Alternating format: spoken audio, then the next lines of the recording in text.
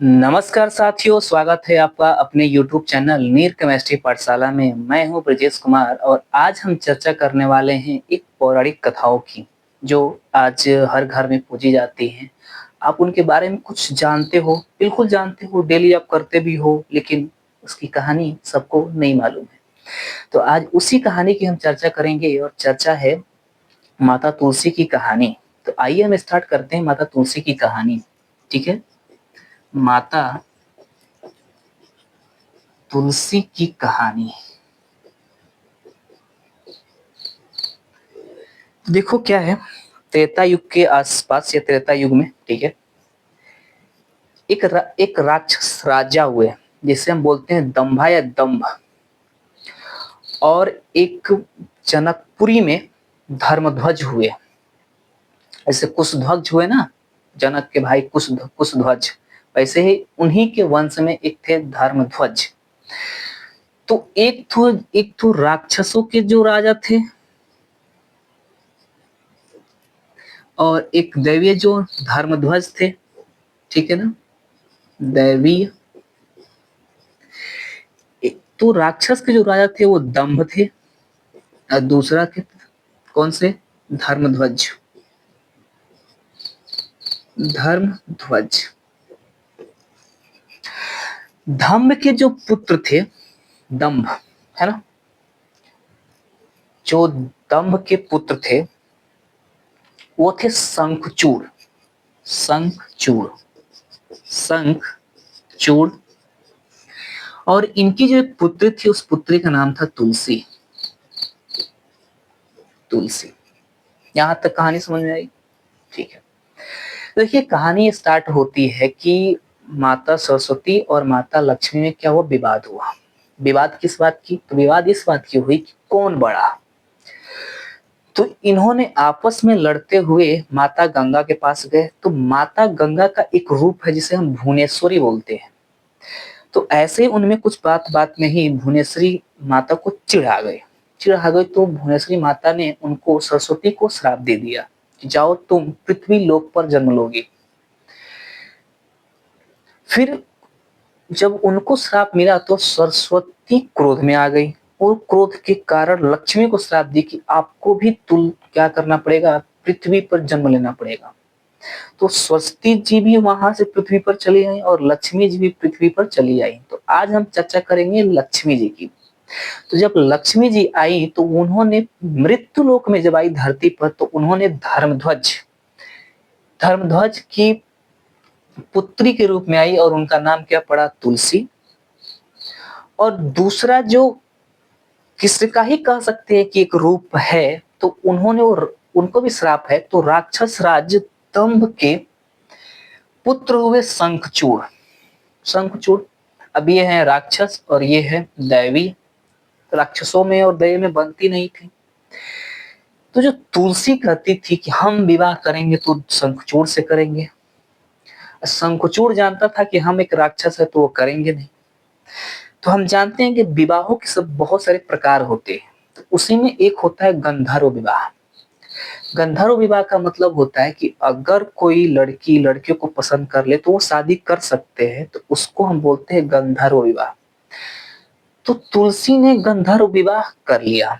करने के बाद क्या हुआ कि इनके माता पिता थे जो धर्मध्वज थे, वो नाराज हो गए और इनका क्या, इनका तो करके ही ले गए। अच्छा, ऐसा क्यों हो गया? क्योंकि ब्रह्मा जी ने आशीर्वाद दिया था कि आपका विवाह शंखचूड़ से राक्षस कुल में होगा।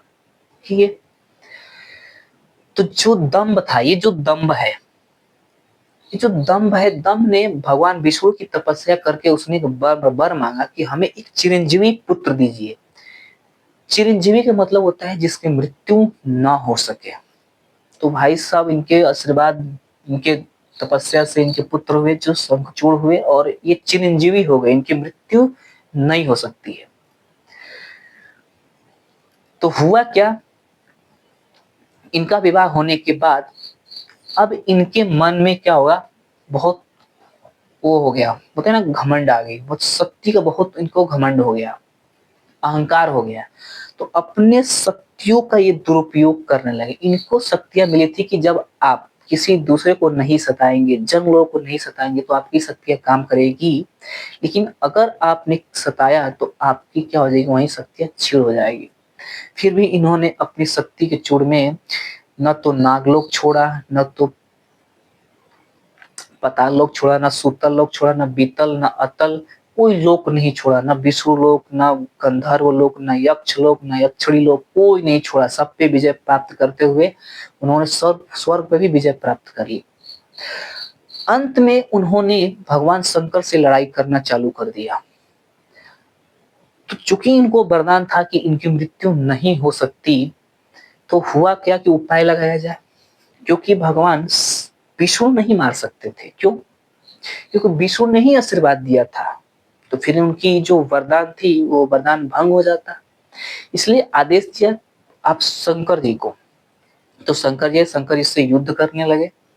शंकर जी भी नहीं मार पा रहे थे, तो सोचा कि इसका उपाय क्या है।